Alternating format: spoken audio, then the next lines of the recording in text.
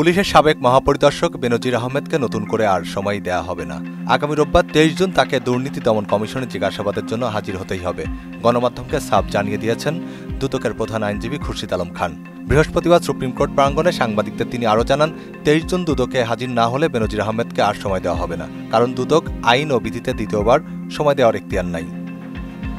খুরশিদ আলম খান আরও জানান, জ্ঞাত আয় বহির্ভূত সম্পদ অর্জনের অভিযোগের বিষয়ে সাবেক আইজিপি বেনজির আহমেদ ও তার পরিবারের সদস্যদের বিরুদ্ধে অনুসন্ধান জোরেশোরে চলছে।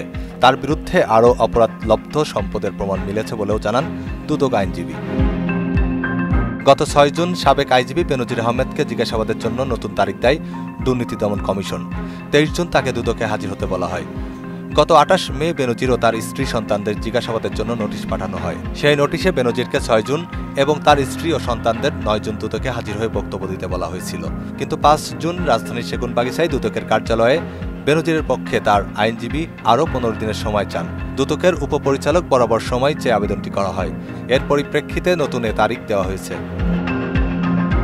বেনজির ও তার স্ত্রী সন্তানদের নামে গোপালগঞ্জ, মাদারীপুর, ঢাকা সহ কয়েকটি জেলায় 621 বিঘা জমি, ঢাকার গুলশানের 4টি ফ্ল্যাট, 30টি ব্যাংক হিসাব, 19টি প্রতিষ্ঠানের শেয়ার ও 3টি বিও হিসাব এবং 30 লাখ টাকার সঞ্চয়পত্রের সন্ধান পেয়েছে দুদক। দুদকের আবেদনের প্রেক্ষিতে এসব সম্পদ জব্দ করার আদেশ দিয়েছেন আদালত। তবে আদালতের ওই আদেশ আসার আগেই গত 4 মে বেনজির আহমেদ দেশ ছেড়েছেন বলে জানিয়েছেন আইনশৃঙ্খলা রক্ষাকারী বাহিনী। এখন প্রশ্ন হচ্ছে, বিদেশ থেকে ফিরে এসে দুদকে হাজির হবেন কিনা বেনজির আহমেদ, নাকি বিদেশেই থেকে যাবেন? আর যদি তাই হয়, তাহলে কি পদক্ষেপ নেবে দুর্নীতি দমন কমিশন?